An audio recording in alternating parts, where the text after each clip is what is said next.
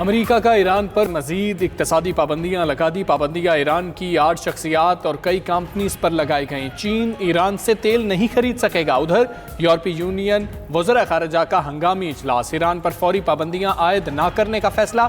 کشیدگی کے خاتمے کے لیے سفارتی کوششیں تیز کرنے پر اتفاق۔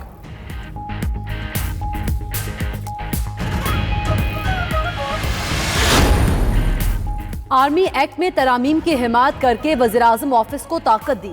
نون لیگی رہنما رانا ثناء اللہ کہتے ہیں ووٹ کو عزت دو کے نظریے سے پیچھے نہیں ہٹے۔ اس حکومت کے پاس ایک ہی پالیسی ہے، وہ ہے انتقام۔ اپوزیشن میں بدترین انتقام برداشت کرنے کا حوصلہ ہے۔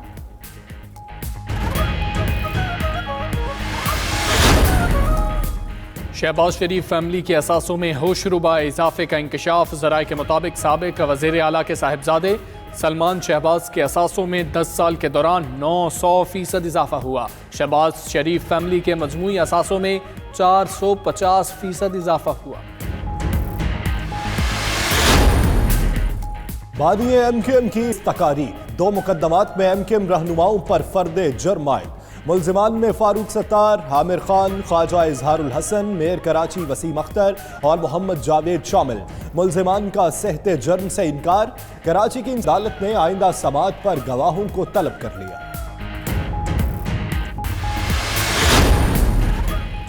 آمدن سے زائد اثاثہ جات کیس۔ خورشید شاہ کا ضمانت کے لیے سندھ ہائی کورٹ سے رجوع۔ خورشید شاہ نے اپنے وکلاء کے ذریعے درخواست ضمانت دائر کی۔ عدالت عالیہ نے درخواست ضمانت سکھر بینچ منتقل کر دی۔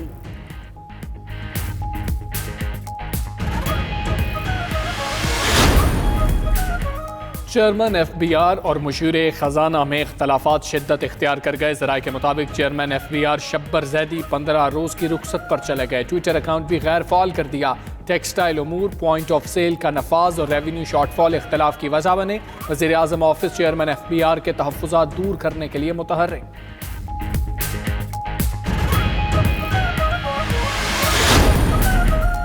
ملک میں مہنگائی کی لہر برقرار۔ ایک ہفتے میں 27 اشیاء ضروریہ کے نرخ مزید بڑھ گئے۔ ادارہ شماریات کے مطابق مہنگائی کا سب سے زیادہ بوجھ غریب اور متوسط طبقے پر پڑا۔ دال چنے کی قیمت میں 8% اضافہ ہوا۔ ٹماٹر پھر سے مہنگا ہونے لگا۔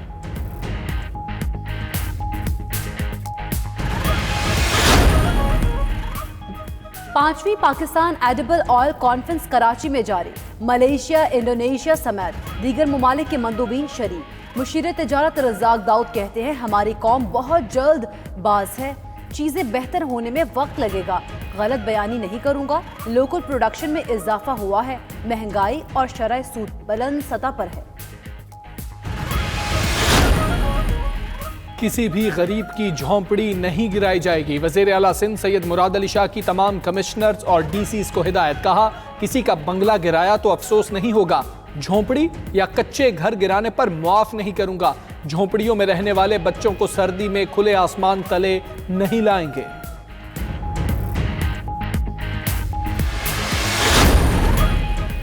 وزیر اعلیٰ سندھ مراد علی شاہ کا سابق ڈی جی کے ڈی اے بدر جمیل کی گمشدگی کا نوٹس۔ آئی جی، چیئرمین اسٹیبلشمنٹ اور دیگر اداروں سے رپورٹ طلب کر لی۔ بدر جمیل پر کروڑوں روپے کی بدعنوانی کے الزامات۔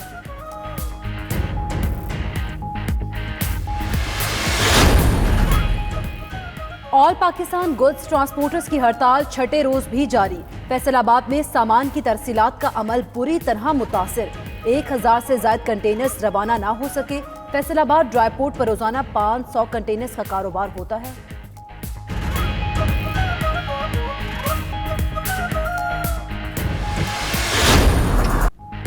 بلوچستان کے کئی اضلاع میں برف باری، سردی کی شدت میں اضافہ۔ کوئٹہ میں آسمان سے گرتے سفید گاروں نے خوبصورت نظاروں کو 4 چاند لگا دیے۔ ویکینڈ پر برف باری سے شہریوں کے چہرے کھل اٹھے۔ ادھر کراچی میں بھی بادل انٹری دینے کو تیار۔ محکمہ موسمیات نے کل سے بارش کی پیشگوئی کر دی۔ رم جھم کا سلسلہ وقفے وقفے سے پیر تک جاری رہے گا۔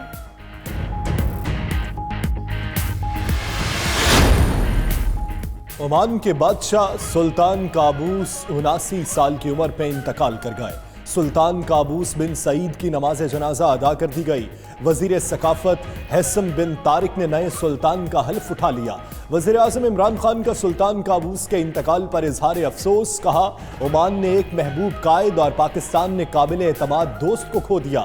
شاہ محمود قریشی کہتے ہیں کہ سلطان قابوس عادل حکمران کے طور پر جانے جاتے تھے۔ اور اردو ادب کو نئی جہتوں سے متعارف کرانے والے نامور نثر نگار اور شاعر ابن انشا کو دنیا سے رخصت ہوئے 42 برس بیت گئے۔ ابن انشا کی غزلیں اور شاعری آج بھی عوام میں انتہائی مقبول ہیں۔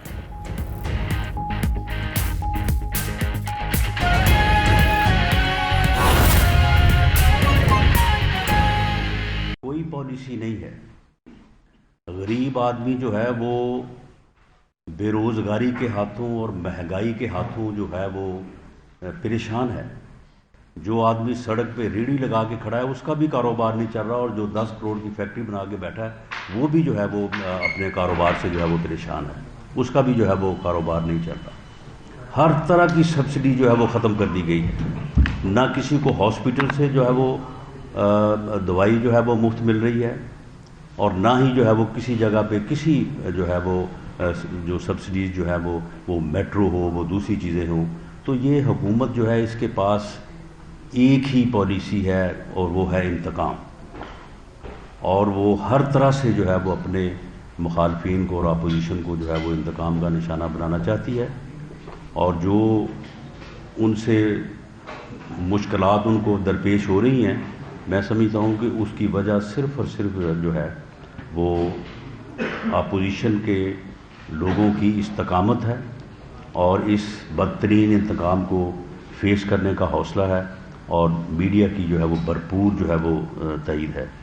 تو اس کے اوپر میں آپ تمام احباب کا اپنی طرف سے بھی، پاکستان مسلم لیگ نون پنجاب کی طرف سے بھی آپ کا شکریہ ادا کرتا ہوں۔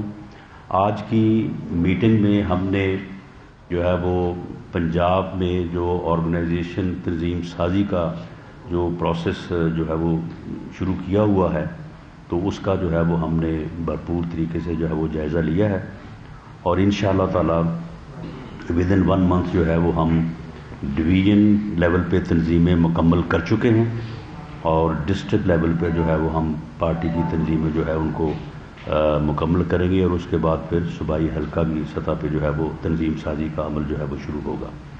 اس کے ساتھ ہی ہم نے یہ فیصلہ کیا ہے کہ ہم ڈویژنل اور ڈسٹرکٹ لیول کے اوپر جو ہے وہ پارٹی کنونشنز کریں گے، تاکہ پارٹی کو متحرک کیا جائے، پارٹی کو جو ہے وہ فعال کیا جائے۔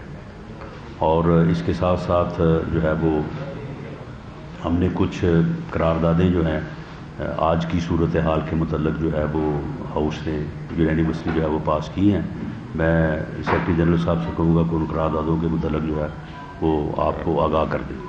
شکریہ سر۔